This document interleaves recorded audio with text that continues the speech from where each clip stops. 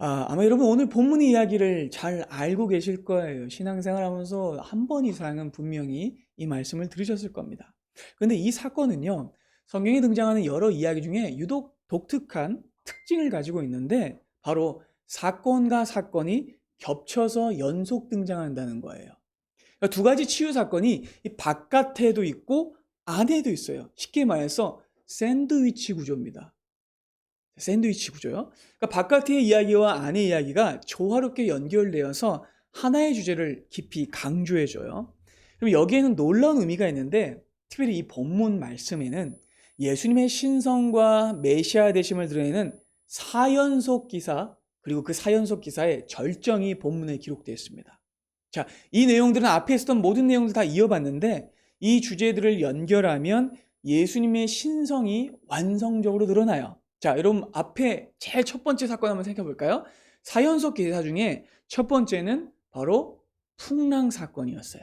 자, 예수님은 갈릴리 호수를 건너가시는데 그때 불어닥친 폭풍을 잠잠케 하심으로써 예수님은 무엇을 드러내셨을까요?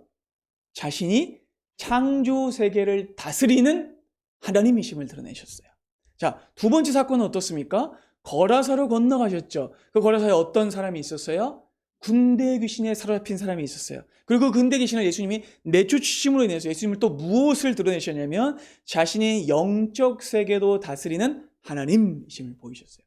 자, 그리고 세 번째와 네 번째가 연결됩니다. 이번에는 두 개의 사건이 연속 등장하는데 주님이 이번에 질병을 정복하십니다.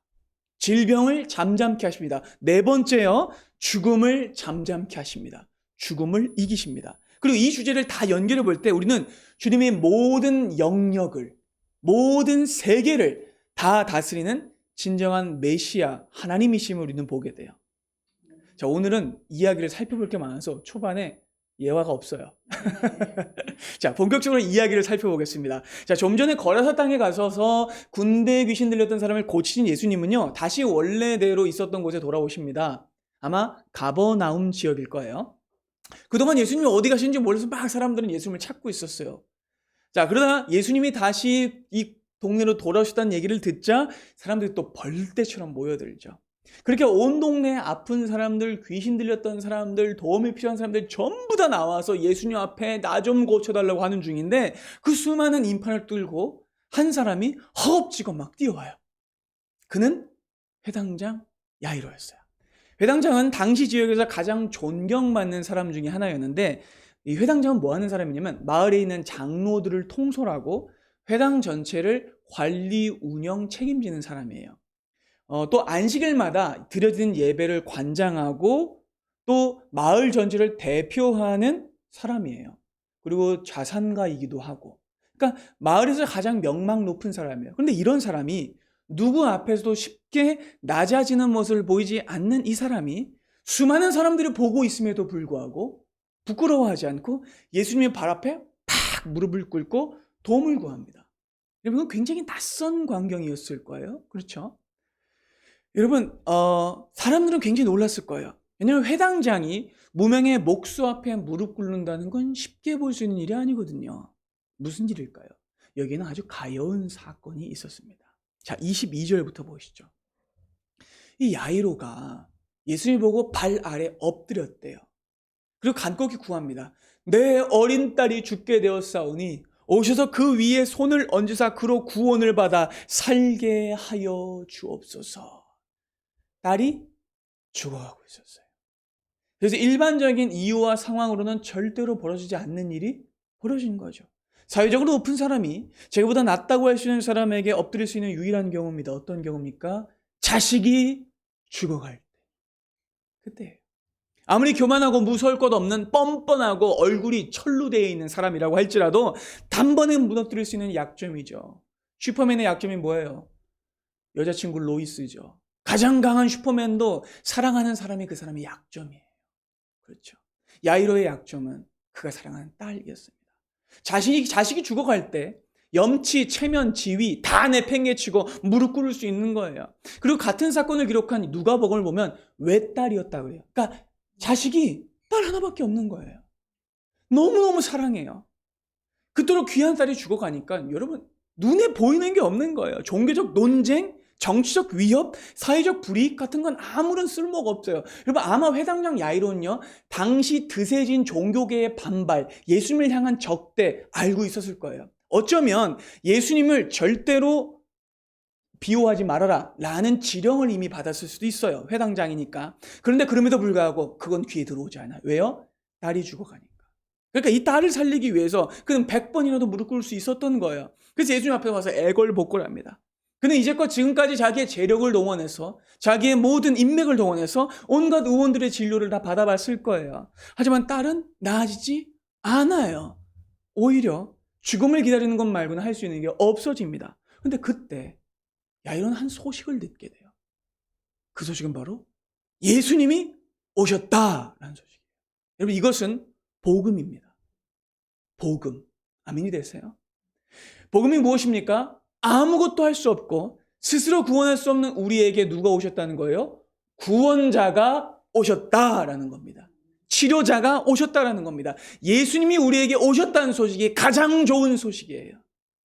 그리고 이 복음을 듣게 되자 시리에 빠져 있었던 야이로의 눈이 번쩍 뜨입니다. 그래서 그는 불이 나게 달려와서 부끄러워하지 않고 그 수많은 사람들이 모여있는 가운데도 무릎을 털썩 꿇고 절절절절거리면서 구걸하는 거예요.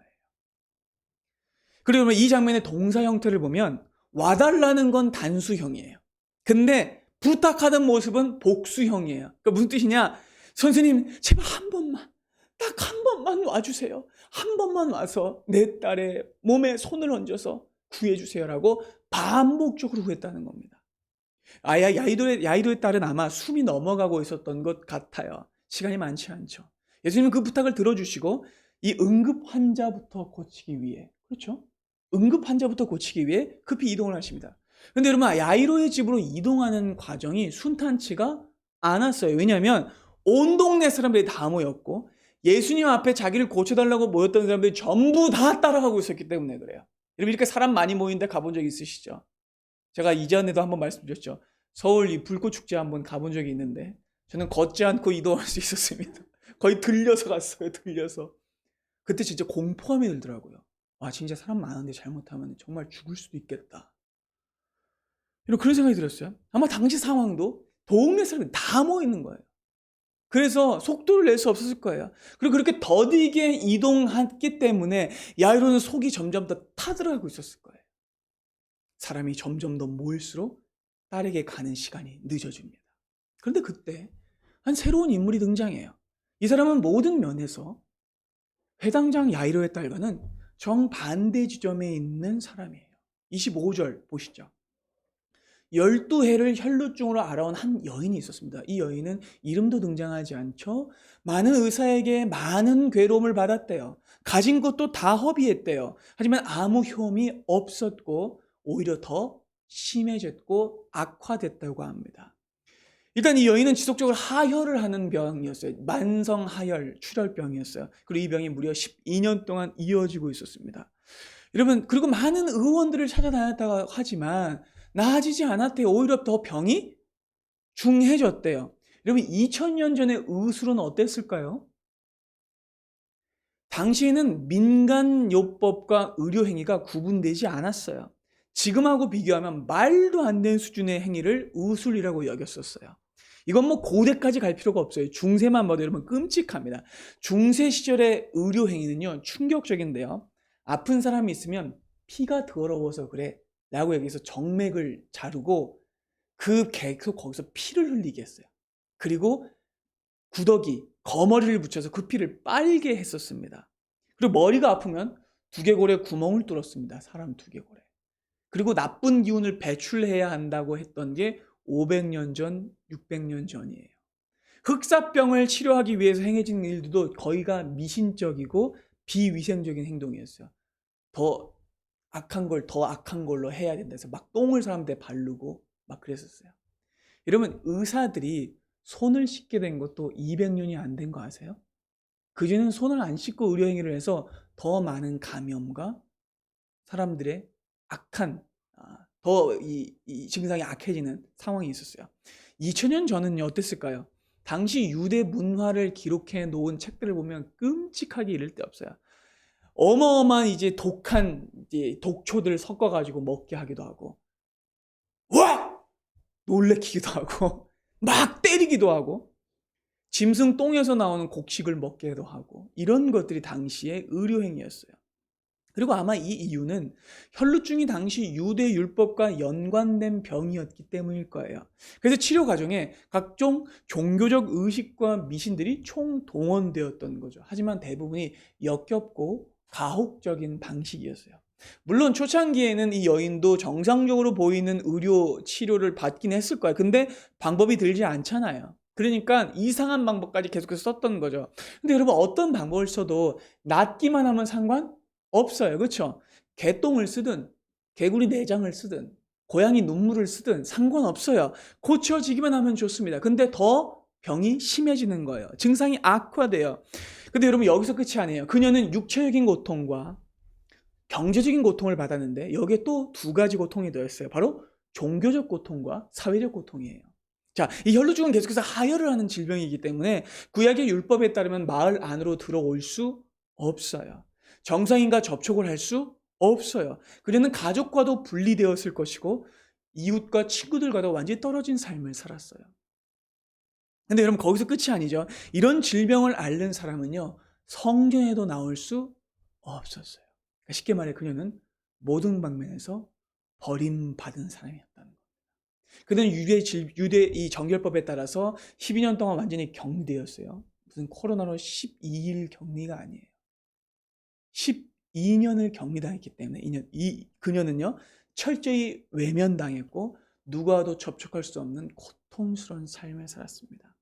그녀와 접촉하면 다 더러워지는 거예요.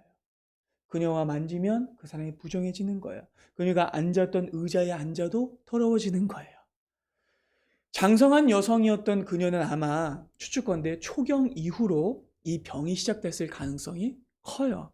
그녀는 원치 않은 이 병 때문에 스스로를 저주하며 고통스러운 삶을 살았을 겁니다. 아마 이 병이 생기고 난 뒤에 그녀는 한 번도 평안하지 않았을 거예요. 그녀는 매일같이 피를 흘렸습니다. 매일같이 고통에 시달렸습니다. 그리고 죽어가고 있었어요. 그런데 그랬던 그녀도 어느 날 복음을 듣습니다. 어떤 복음입니까? 예수님이 오셨다라는 복음입니다. 그리고 그녀는 이 복음을 듣고 최후의 시도를 합니다. 그녀를 움직인 건 아마 자신이 처한 그 극단적인 상황이었을 거예요. 그는 자신의 몸이 완전히 망가져버린 것을 알았어요. 더는 소망이 없다는 걸 알았어요. 그리고 수중에 남은 돈이 없었어요. 이제는 치료행위고 뭐고 그냥 죽는 일만 남았던 거예요. 그래서 그녀는 이렇게 생각했을 겁니다. 이게 내 마지막 기회야. 이게 내 최후의 수단이야.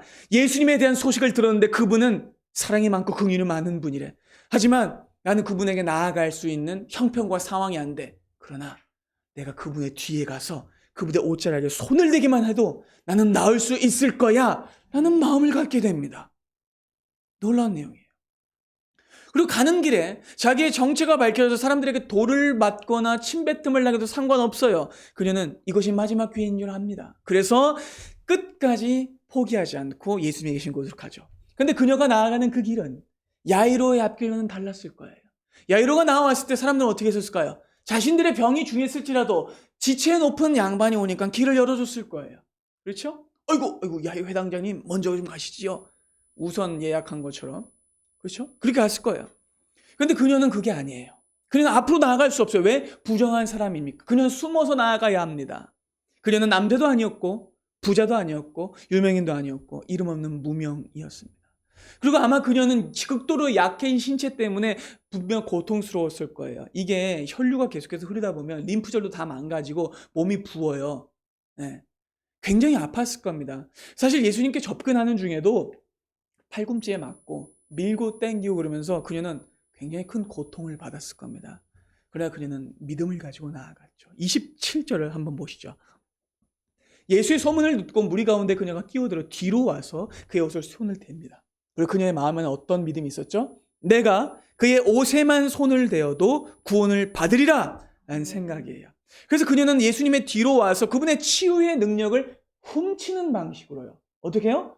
훔치는 방식으로. 자, 야이로와는 다른 방식입니다. 야이로는 정중하게 애걸복걸해서 부탁했습니다. 그런데 그녀는 알리지도 않고 훔치는 방식으로 야이로와는 정반대되는 모습으로 접근해요. 그런데 놀라운 일이 벌어져요. 그녀가 예수님의 옷에 손을 댄 순간 즉각적으로 고침을 받은 겁니다. 놀랍게도 29절은 매우 빠른 호흡으로 그녀가 바로 고침받았음을 밝혀요. 29절. 이에 그의 혈루 근원이 곧 immediately예요. 즉시 마름에 병이 나온 줄을 몸에 깨달으니라. 여러분, 그녀가 그 예수님의 옷자락을 만진 그 순간 단순히 출혈이 멈춘 것이 아니라 어떻게 됐대요? 병의 근원이 말랐어요. 재발하지 않도록 완치되었다라는 겁니다. 그녀가 주님의 옷자락을 만지는 그 순간 그토록 즐기고 저주스러웠던 12년 동안 그녀를 삼키고 괴롭히고 고통스럽게 했던 병이 뿌리째 뽑혀서 그녀를 떠나갑니다. 여러분, 이 문장의 이제 동사 형태도 중요한데요. 부정과거형이에요. 그녀는 예수님의 옷을 잡고 있었던 게 아니었어요. 무슨 뜻이냐? 스치듯 손댔을 뿐이라는 거예요. 정말 손만 댔을 뿐인데 그녀의 믿음대로 치유가 일어났던 것이죠. 그 즉시 놀랍게도 그녀는 자신의 혈루 근원이 말랐다는 것을 깨닫습니다. 그리고 이 말은요, 앞서 행하셨던 예수님의 기적 기사들을 떠올리게 해요. 자, 여기 보세요. 이 앞에서 예수님 말씀하시니 잠잠하라, 가만히 있어라 라고 하시니 그 즉시 파도가 어떻게 됐어요? 슉! 죽었어요. 이번에도 동일합니다. 그녀가 예수님께 접촉하자 평생 동안 그녀를 괴롭히던 그 고통의 폭풍이 사라졌습니다. 또 예수님의 옷을 만지자 12년 동안 그녀의 온몸을 두들겨 패며 괴롭히던 군대 같은 질병이 떠나갔어요. 그녀는 즉시 그걸 깨닫죠. 몸이 즉시 건강해지고 힘을 얻었다는 거예요. 아마 그녀는 곧바로 혈색이 바뀌었을 거예요.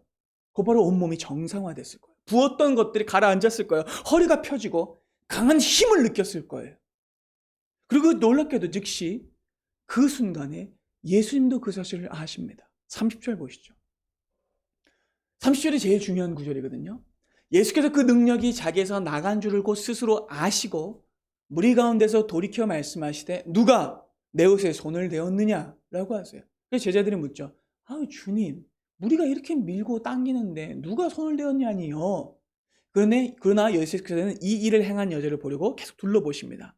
여러분, 이 30절 말씀은요, 본문에서 가장 중요한데 마가복음에서 이 능력이라는 말씀, 이 두나미스라는 헬라어가 다이너마이트의 어근이에요. 근데 이 두나미스라는 능력이라는 말이 처음 사용되는데 놀랍게도 그녀가 예수님의 옷자락에 손을 댄 순간 예수님의 그 능력이 빠져나갔음을 느끼셨다라고 나오죠. 그리고 이 말씀은 마치 이 병고침이 예수님으로 하여금 무언가 대가를 치르게 했음을 깨닫게 해줘요. 본문은 매우 의도적으로 쓰여져 있어요. 그러니까 예수님이 힘을 잃어버린 덕분에 그녀가 힘을 얻게 됩니다. 그리고 주님은 주위를 돌아보시며 물으십니다. 누구냐? 누가 내 옷에 손을 대었느냐? 그 사람을 알아야겠다. 그래서 아무것도 모르는 제자들은 짜증내죠. 그러니까 제자들은 믿음이 없어요. 아직까지도. 그렇죠? 그 본문은 대조하고 있는 거예요. 제자들은 믿음이 없어서 주님 무슨 소리예요? 지금 여기 있는 사람 다 예수님 한 번씩 다 만졌어요. 무슨 소리 하시는 거예요? 근데 주님은 제자들의 말은 신경 쓰지 않으시고 걸음을 멈춰서 계속해서 두리번두리면서 찾으시는 거예요. 그리고 이 장면도 흥미로워요. 이 문장의 동사 형태도 미완료형인데 이 말은요, 예수님이 반복해서 두리번두리번 하셨다는 거예요.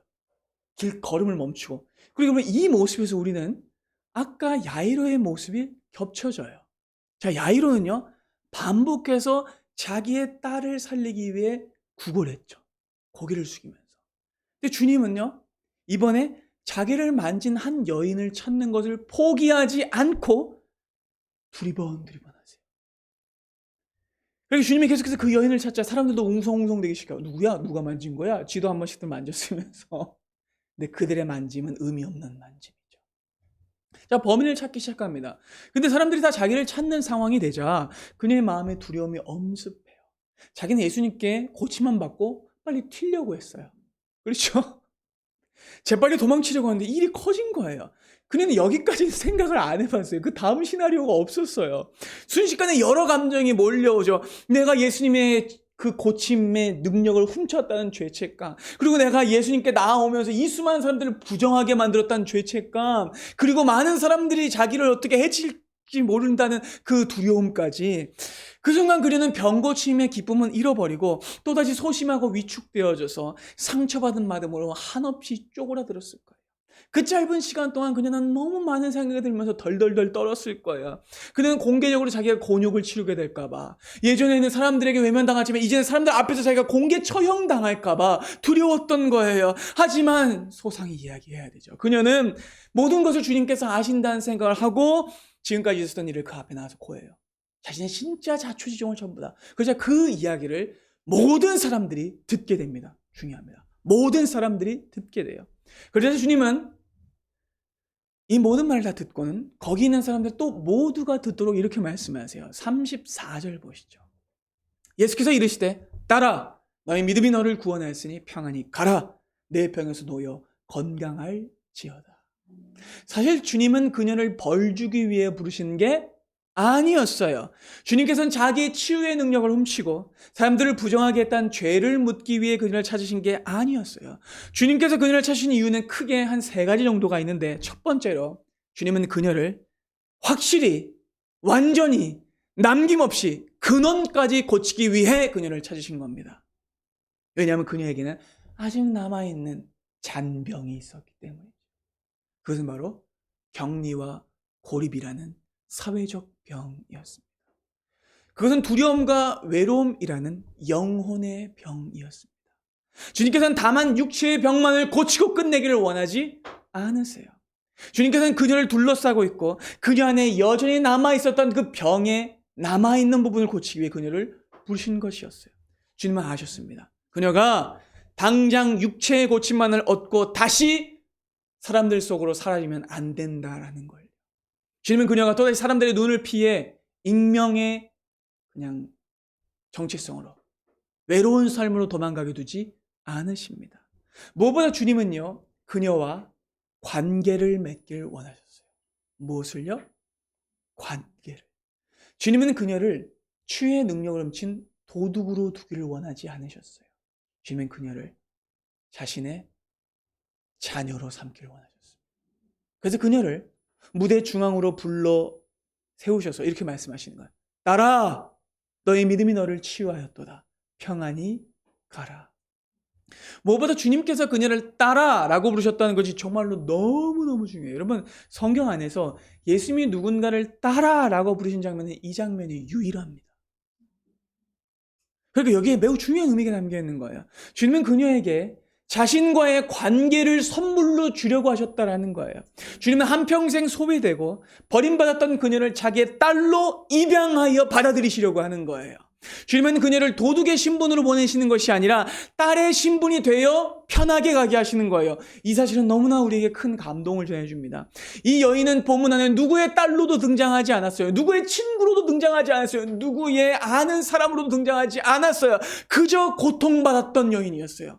아무것도 없는 여인이었어요. 빈털터리 여인이었어요. 사람들이 부정하게 여기던 여인이었습니다. 그녀에게는 자기의 능력을 들어서 대신 예수님 앞에 무릎 꿇어줄 아버지도 없었어요. 그런데 이때 주님이 그녀를 뭐라고 부르세요? 내 딸아 라고 부르세요. 이제 그녀는 아버지가 생깁니다. 그리고 이 말씀을 들었을 때 그는 진정한 치유를 경험했을 겁니다. 지금까지 완전히 쪼그라들었던 마음, 위축되고 한없이 작아져 버렸던 마음, 일생을 짓누르고 있었던 그 상처가 벗겨지고 그녀의 전인격에 영혼의 구원의 빛이 임하는 경험을 그녀는 했을 겁니다. 그는 이제껏 어느 누구에게도 들어보지 못한 따뜻한 음성을 들었어요. 그 사랑의 음성을 듣고는 그녀는 모든 아픔과 고통이 눈 녹듯 사라지는 구원을 경험하게 되죠. 그리고 이것은 정말로 주님이 말씀하신 샬롬, 평안이었을 겁니다. 그러니까 주님께서는 그녀가 12년 동안 단 한 번도 경험하지 못했던 샬롬을, 평안을 선물해 주세요. 그래서 찾으신 겁니다. 두 번째, 주님께서는 교정하길 원하셨어요. 무엇을요? 그녀의 믿음을요. 사실 그녀의 믿음은요, 한편으로는 칭찬할 만해요. 그렇죠? 근데 또 한편으로는요, 그렇지 않아요. 왜냐면 누군가의 옷을 만졌을 때 내가 고침받는다는 건 당시에 흔한 미신이었어요. 고대 사회에서는요, 훌륭한 사람이나 어떤 능력을 가진 사람의 옷에나 몸에 손을 대면 병이 낫는 데는 인식이 있었거든요. 이런 미신은 헬라 문화에도 있었고, 로마 문화에도 있었고, 유대 문화 안에도 있었어요. 구약만 해도 엘리사 선지자가 관련해서 이런 일이 있었죠. 그래서 당시 사람들은요, 능력 있는 사람의 손을 대면 그 사람의 능력이 내게 와서 질병이 나을 거라는 미신이 있었어요. 근데 여러분, 그 자리에 있는 어떤 누구도 그래도 이 여인 같은 미신을 가진 사람이 없었다라는 거예요. 주님을 만진 사람들이 그렇게 많았지만 오직 이 여인만 고침받았습니다. 주님은 그런데 이 믿음이 한편으로는 좋은 믿음이지만 한편으로는 그렇지 않는 걸 아셨음에도 그녀의 믿음을 기쁘게 보셨고 무엇보다 그녀의 믿음을 교정해 주길 원하셨어요. 그녀가 즉시 고침받은 이유는 예수님의 옷자락을 만지는 행위 때문이 아니라는 거예요. 그녀가 가진 믿음 때문이라는 겁니다. 그리고 주님을 만졌기 때문이라는 겁니다. 주님을 만졌기 때문에.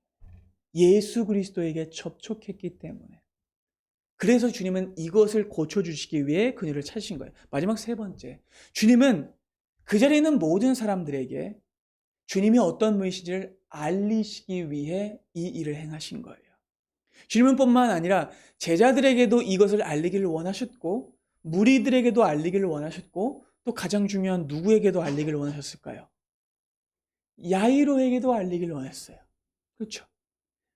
근데 여러분 이 광경을 보고도 예수님의 의도가 있었음에도 믿음을 가지기는커녕 오히려 믿음이 실시간으로 추락하고 있는 사람이 있었습니다. 누구였을까요? 야이로입니다. 야이로는 지금 이 상황을 견딜 수가 없어요. 이해할 수 없습니다. 계속 시간이 지체되는 걸 자기는 견딜 수가 없어요. 힘이 있다면 자기 앞에 있는 사람들 전부 다 밀어버리고 그 여인도 팍 치워버리고 예수님에게 말을 태워가지고 같이 가고 싶었을 거예요. 도대체 예수님이 뭘 하시는지 모르겠어요. 아무리 웬 여자가 예수님의 치유 능력을 훔쳤다고 해도 아니 지금 응급 환자가 있잖아요. 지금 죽어가잖아요. 이거 너무한 거예요. 여러분 야이로가 생각하기에 제일 좋은 예수님의 시나리오는 뭐였을까요? 당장에는 모른 척하고 나중에 여인을 다시 찾아가는 게 제일 좋아 보였어요. 그런데 예수님은요 도통 서두르질 않으세요. 미칠 노릇입니다. 그래서 속이 끓어오르고 극도로 불안했을 겁니다. 한편으로는 이런 마음이 들었을 거예요. 아니 뭐야 잠깐만 예수님이 저 여자에게 치유 능력을 쓰셨으면 잠깐만 우리 딸의 치유 능력은 없는 거야? 라는 생각이 들었을 수도 있어요. 내 딸을 살릴 그 능력이 소모된 것이었으면 어떡하지? 라는 생각도 들었을 거예요. 근데 예수님은 그 여인에게 따라 평안히 가라까지 하는 말씀을 하시고 계신 거예요. 근데 그 말씀을 하시는 중에 저 멀리서 야이로 집에서 하인들이 뛰어옵니다. 그리고는 야이로의 가슴을 찢어지게 하는 그 말이 그의 귀를 때리죠. 회장장님, 아기씨가 죽었습니다. 더 이상 예수 선생님을 괴롭히지 마시지요. 그 자리에 있던 야이로는 마을 사람들 그리고 쟤들 모두는 그 소식을 듣고 순식간에 조용해졌을 겁니다. 그 순간 야이로는 하늘이 무너지는 것 같았을 거예요. 당황스러운 감정, 혼란, 상실감, 분노, 현실 부정, 원망 같은 감정들이 함께 들었을 거예요. 그리고 그 순간 야이로는 자기 앞길을 막은 사람들 전부가 미웠을 거예요. 혈루증을 앓던 여인도 미웠을 거예요. 예수님 원망스러웠을 거예요. 그렇게 그의 마음속에도 복잡한 감정들이 마구 뒤엉켜서 폭발하고 있었을 겁니다. 그런데 그렇게 무너지고 있었던 야이로에게 주님이 이렇게 말씀하세요. 36절 보겠습니다. 예수께서 그 하던 말을 다 들으세요. 그리고 주님은 아무렇지도 않게 무시하며 이렇게 말씀하십니다. 해당장에게 두려워하지 말고 믿기만 하라. 여러분 주님은요 아직 끝나지 않았다고 말씀하세요. 도대체 무슨 일일까요? 이후 주님은 그제서야 발길을 돌려서 야이로의 집으로 다시 가세요. 회당장은 혼란스럽습니다. 막 고통스러워서 가슴이 막 찢어지는 것 같은데 그리고 집으로 가까이 갈수록 죽음의 소리가 더 가까이 들려와요. 여러분 그 죽음의 소리가 어떤 소리일까요? 곡소리죠. 맞아요. 본문을 보면 사람들이 떠들고 울며 심히 통곡했다라고 나오는데 여러분 당시 유대 문화에는요 전문 애곡꾼이 있었어요. 그러니까 장례식만 일어나면 그 장례식장에 가서 대신 울어주는 사람이 있었어요. 그리고 이 사람들은 대부분 여자들이었고 돈을 받고 울어준 일을 했습니다. 막 옷을 찢고 통곡하고 슬픔에 춤을 추고 울부짖고 막 괴성을 지르는 게 그 사람들의 일이에요. 유대 문화에 의하면 아무리 가난한 사람이라도 3명의 애국군들이 필요했다라고 말해요. 2명은 피리를 물고 한 사람은 계속 아이고 아이고 했었어야 됐어요. 근데 여러분, 지역사회의 유지나 다름없는 회당장 야이로의 집에 장례가 발생했다면 그 동네 애국군들이 다 왔을 거예요. 애국군들만 해도 어쩌면 가족들보다 많았을 수도 있습니다. 그리고도 막 아이고 아이고. 근데 저기 멀리서 회당장 야이로가 오는 거야. 그러면 애국군들이 더 어떻게 했을까요? 더 크게 울죠. 고용주 오니까. 그 소리가 점점 가까워집니다. 그리고 그 우는 사람들을 지나갈 때 야이로는 그 집 안으로 들어갈 때 어떤 마음이 들었을까요? 딸이 죽었다는 게 실감났겠죠. 더 피부로 와닿았을 것이고 심장을 누가 칼로 찌르는 느낌이었을 거예요. 아마 제자들은 숙연해져가지고 한마디도 못하고 그냥 주님 뒤를 쫄쫄 따라가고 있었겠죠. 그런데 오직 한 분만은 장례식에 오신 분이 아니에요. 누구일까요? 주님이십니다. 그럼 성경을 보시면 예수님은 모든 장례식에 판을 엎으십니다. 예수님은 모든 장례식에 뒤집어 엎으시는 분으로 등장하세요. 주님은 그 곡한 소리가 듣기 싫으십니다. 생명의 주인이 오셨는데 여전히 곡하는 것이 듣기 싫었던 주님은 이렇게 말씀하시죠. 너희가 어찌하여 떠들며 우느냐? 이 아이가 죽은 것이 아니라 잔다. 근데 그 말을 듣고 애국군들이 어떻게 해요? 깔깔거리며 비웃어요. 웃기죠? 갑자기 곡하던 사람들이 예수님을 조롱하는 거예요. 그러나 주님은 애국군들의 조롱에 흔들리지 않으세요. 주님은 그들 모두를 내보내시고 야이로의 부부 2사람 그리고 제자 3명만을 데리고 아이의 방으로 들어가십니다. 그리고 어떻게 하시죠? 41절. 그 아이의 손을 잡고 이르시되 달리다 쿰 하시니 번역하면 곧 내가 내게 말하노니 소녀야 일어나라 하십니다. 그 말씀을 듣자 즉시 딸이 일어나는데 42절 보겠습니다. 소녀가 곧 즉시예요. 이것도 일어나서 걸으니 나이가 12살이라 사람들이 곧 크게 놀라고 놀라거늘. 보면 사람들이 놀라고 놀랐다, 또 크게 놀랐다라고 말합니다. 여러분, 예수님이 이 야이로의 딸의 손을 잡고 일으키신 사건은 정말 충격 그 자체였을 거예요. 첫 번째는 뭐가 충격이냐면 일단 사람이 시체에 닿으면 어떻게 되죠? 부정해져요. 여러분, 유대인들 사이에서 정결법이 얼마나 중요한지 아시죠? 아까 혈루증 앓은 여인이 사람들 앞에 나오지 못했던 이유가 뭡니까? 그 부정이 옮아질까 봐. 그러니까 부정한 사람이 정결한 사람과 접촉하면 안 돼요. 근데 시체의 경우는 더합니다. 아무리 이 아이의 부모라고 해도 죽은 자녀를 만지면 그 부모도 더러워지는 거예요. 근데 예수님은 그 시체를 아무런 꺼리낌 없이 만지십니다. 그래서 야이로와 그 아내와 제자들은 전부 다 까무러칠 정도 놀랐을 거예요. 시체를 잡다니. 여러분 기억하십시오. 부정한 것에 사람이 닿으면 그 사람이 부정해지지만 부정한 것이 주님께 닿으면 그것이 거룩해집니다. 동일합니다. 주님이 시체에 손을 내시면 주님이 부정해지는 것이 아니라 그 시체가 살아납니다. 이건 매우 의도적인 주님의 행동이었어요. 주님께서는 나사로를 살리실 때 말씀만으로 살리셨죠. 나사로야 나오라. 그렇죠? 근데 주님께서 이번에는 굳이 그 부정한 시체에 손을 대시는 거예요. 매우 의도적입니다. 주님은 그 시체의 부정과 죽음을 가져가시는 거예요. 그 자신의 생명을 그 아이에게 불어 넣으시는 겁니다. 그리고 아마 이 행동은요, 야이로가 예수를 보는 관점을 바꾸어 주었을 겁니다. 여러분, 구약에도 죽은 사람이 다시 살아난 사건이 있었어요. 엘리사가 그렇게 했죠. 엘리사가 열왕기하 4장을 보면 죽은 아이를 살린 기적이 나타나요. 근데 이때 엘리사가 죽은 아이를 살렸던 방식과 지금 예수님이 죽은 딸을 살리는 방식이 전혀 달라요. 엘리사는 그때 어떻게 했냐? 하나님께 기도했어요. 하나님 앞에 간절히 기도하고 죽은 아이와 몸을 맞대고는 CPR과 응급조치에 해당하는 행동들을 여러 번 했어요. 그런데 지금 예수님은 어떻게 하세요? 기도조차 하지 않으시고 말씀만으로 이 아이를 일으킵니다. 그럼 여러분, 이건 무슨 뜻입니까? 예수님은요, 하나님의 능력에 기대어 사람을 살리는 분이 아니라 스스로의 능력으로 죽은 사람을 살리는 하나님이시라는 겁니다. 그러니까 달리다쿰 소녀에 일어나라라는 거는 이분이 곧 하나님이시라는 겁니다. 그분은 단순한 선지자가 아닌 거예요. 그분은 하나님의 능력을 빌어 하나님께 기도해서 사람을 살리는 사람이 아니라 자기의 능력만으로 죽은 자를 살리는 하나님 자체이시라는 겁니다. 하나님의 본체이시라는 겁니다. 그러니까 예수님은 지금 태초에 사람을 만드시던 그 목소리로 예수님 말씀하고 계신 거예요. 달리다 쿵, 소녀야 일어나라. 그리고 이것은 정말로 야이로에게, 그 부부에게 엄청난 충격, 그리고 제자들에게 엄청난 충격을 준 사건이었을 겁니다. 그럼 마가는 이렇게 이 4연속 기사를 통해서 예수님이 이 땅에 오신 이유를 너무나도 선명하게 드러내줍니다.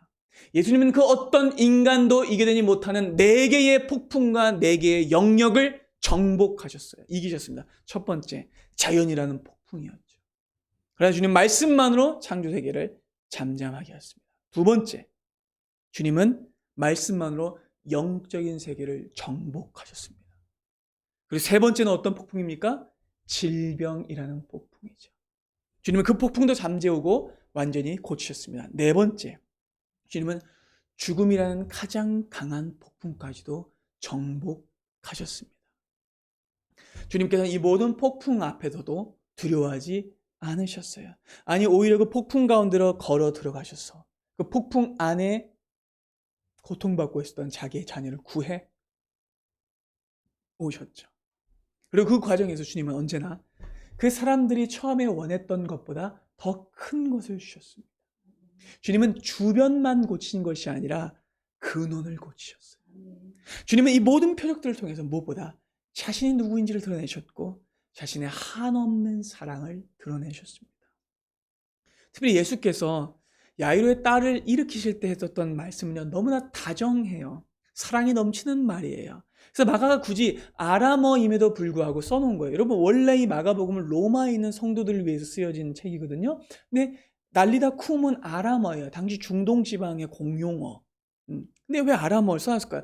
그것이 너무나 사랑스럽고 자애로워서 그들의 평생에 잊지 못할 말이었던 거예요. 그래서 기록해 놓은 거야. 달리다 쿰. 그리고 이 탈리다 쿰에서 탈리다라는 말은요, 그냥 단순한 소녀야가 아니에요. 이거는 부모가 자기 자녀를 부르는 애칭이에요. 아가, 베이비, 스위리 이렇게 부르는 거예요. 그러니까 굳이 번역해 보자면 아가야 일어나야지 라고 하신 거예요. 주님께서 야이로의 딸에게 아가야 딸 일어나야지 라고 하셨다는 건 너무나 놀라운 말씀이에요. 그분이 얼마나 그 딸을 사랑하셨는지, 그리고 얼마나 우리를 사랑하신지를 보여주는 거예요. 여러분, 주님은요, 우리가 가장 두려워하는 대상인 죽음을 그렇게 대하셨어요. 아무렇지도 않게 대하십니다. 주님은 부활의 손으로, 권능의 손으로 그 아이의 손을 잡고 일으키면서 말씀하세요. 내가 너의 손을 잡고 있으니 이것은 단지 잠에 불과하다 라고 하시는 거예요. 예수의 말과 행동은 강력하게만 한 게 아니라 사랑으로 가득해요. 주님은 버려진 혈루증 여인의 아버지가 되셔서 그녀에게 딸아라고 부르셨고 그의 영혼을 평안으로 가득 채우셨습니다. 뿐만 아니라 차갑게 식었던 그 부정한 아이의 손을 잡으심으로써 그에게 사랑하는 딸 일어나야지 라고 말씀하시면서 그에게 구원을 베풀어 주십니다. 여러분, 오늘의 이 이야기는 너무나 다른 환경과 상황에 있는 이 두 딸 모두에게 하나님이 치유와 부활을 주신다는 것을 우리에게 알려줍니다. 주님은 십자가 위에서 자기의 몸에 있는 모든 피를 남김없이 흘리셨습니다. 그녀의 고통을 가져가신 것이죠.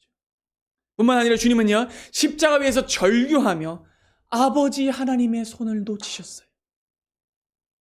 주님께서 아버지 하나님의 손을 놓치시면서까지 우리를 사랑하셨다는 그 사실은 주님께서 절대로 이 야이로의 딸의 손을 잡고 일으키신 것처럼 우리의 손을 놓지 않으실 것을 우리가 믿게 합니다. 이사야 41장 10절은 이렇게 말씀하죠. 내가 참으로 의로운 오른손으로 너를 붙들리라. 여러분, 그분은 우리를 자녀 삼기 위해 스스로는 하나님의 자녀됨을 잃어버리셨습니다. 여러분, 이것이 본문이 우리에게 전하고자 하는 근본적인 메시지예요. 여러분, 본문은요, 질병에 대한 이야기를 하고 있는 게 아니에요. 그보다 큽니다. 뭐라고요? 그보다 큽니다. 여러분, 이미 아실 겁니다. 성경이 단순히 치료에 대한 이야기를 하고 있는 게 아니라는 걸요. 여러분, 성경은요, 진정한 삶의 문제에 대한 이야기를 하고 있습니다. 그리고 진정한 해답에 대해 이야기하고 있습니다. 주님이 이 두 개의 사건을 통해 자신이 진정으로 중요한 우리 문제를 해결해 주셨다라고 말씀하세요. 여러분 생각해 보십시오. 본문이 왜 질병을 이야기하고 있지 않는가? 질병 너머를 이야기하고 있는가를 생각해 보세요. 여러분 이날 예수님께 고침받은 혈루증 여인과 다시 살아난 야이로의 딸을 생각해 보세요. 이들이 이후로 영원히 살았나요? 아니에요. 이들은 죽었습니다. 다시는 아무런 병에 걸리지 않았을까요? 아니에요. 또 다른 병에 걸리고 늙고 쇠약해서 죽었을 겁니다. 그러니까 본문이 우리에게 전하고자 하는 것은 질병의 치유 자체가 아니라는 거예요. 단순한 육체의 소생이 아니라 주님이 진정으로 우리에게 주시길 원하시는 것이 무엇인지를 보여주는 겁니다. 본문이 우리에게 전하는 핵심 메시지는 여기에 있습니다. 주님께서 우리를 사랑하신다는 것. 주님께서 우리를 자녀 삼으신다는 겁니다. 주님께서 우리를 위하여 대신 죽으셨다는 겁니다. 주님이 우리의 아버지가 되신다는 겁니다. 주님은 모두에게 버림받았던 혈루증 여인을 딸로 받아들이셨고 싸늘히 식어버린 야이로의 딸의 죽음을 자기가 스스로 가져가셨어요. 그리고 이 일은 그날에 우리 모두에게 일어날 일입니다. 사랑하는 여러분, 우리 주님은요, 진짜 문제인 죽음과 심판, 진짜 근원인 멸망과 저주를 근원부터 고치는 분이십니다. 그러니 그분을 바라보셔야 됩니다. 재촉하지 마십시오. 여러분의 시간과 타이밍까지도 내려놓으셔야 합니다. 그리고 온전히 주님께 맡기십시오. 우리는 여전히 이 땅에 죽음과 질병과 현실이 있다는 걸 보게 됩니다. 그러나 분명한 것은 그 어떤 질병이 있더라도 우리를 예수 그리스도의 사랑에서 끊을 수 없다는 사실입니다. 그리고 그분이 우리를 영원히 자기의 딸로, 자기의 아들로 받아들이셨다라는 사실입니다. 그리고 그분이 우리를 평안히 하신다는 사실입니다. 여러분, 주님은 우리의 삶의 주변적인 문제만 고치는 분이 아니시라. 우리의 근원적 문제를 고치고 우리의 생명을 주셔서 우리의 아버지가 되시는 분이십니다. 그러니 이 사실을 잊지 마십시오. 그 사랑을 잊지 말고 새롭게 시작되는 이 한 주도 나의 모든 슬픔과 저주와 고통을 가져가신 영원한 나의 기쁨 예수 그리스도를 의지함으로 평안히 살아내는 은혜가 우리 모두에게 있기를 바랍니다. 기도하겠습니다.